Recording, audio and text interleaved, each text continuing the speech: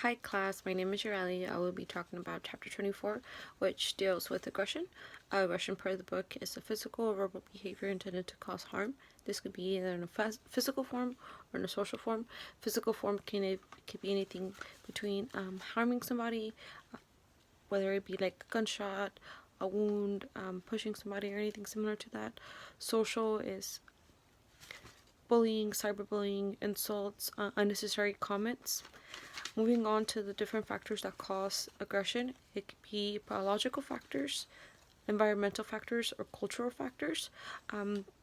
Specifically in biological factors, one of the things that I found interesting was the blood chemistry and how the different levels of alcohol can lead to, well, of course, it has a correlation with aggressive behaviors. Moving on to the cultural factors, how there is observational learning between kids and their parents. So if children have been pre-exposed to an aggressive behavior, they're very likely to pass that on to their children as generations pass by. Along with that, that their parents were also pre-exposed to aggressive behaviors. That's why they have aggressive behaviors themselves. Moving on to environmental influences, there's four different factors that were talked about in the book. One of them was pain, the other one was attack, the other one was crowding, and then the last one was heat.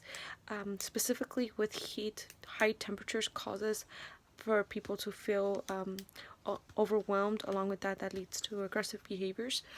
One of the things that I have personally experienced in my life, to where I have been exposed to high heat, and I have acted upon it, where I had aggressive behaviors. I'm not saying that as essentially acceptable to begin with. However, that is something that I have personally experienced. Moving on to the different ways that an aggressive behavior you could deal with an aggressive behavior. You could deal with an aggressive behavior by two different ways. Essentially, one is catharsis and the other one is social learning approach. Catharsis is blowing off the steam.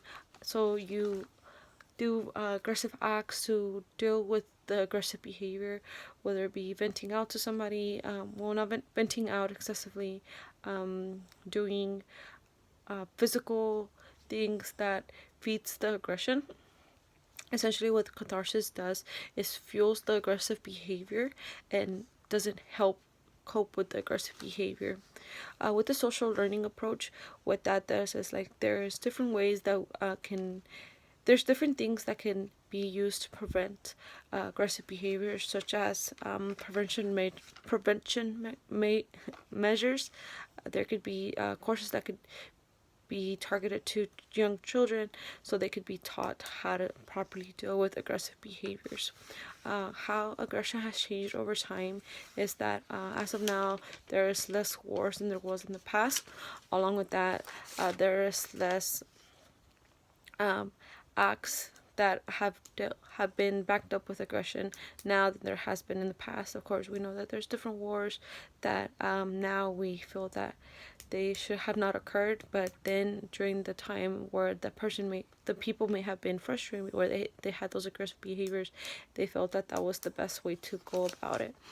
So my question is, if you know a couple that is in a toxic relationship, do you think that using you and I statements will be an effective way to deal with their problems, or do you think that because their aggressive behaviors have already been fueled, there's no hope for their relationship?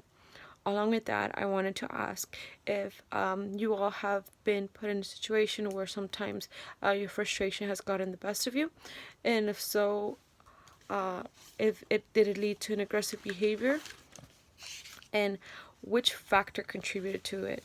Was it a social factor? Was it a cultural factor, a biological factor, or was it an environmental factor?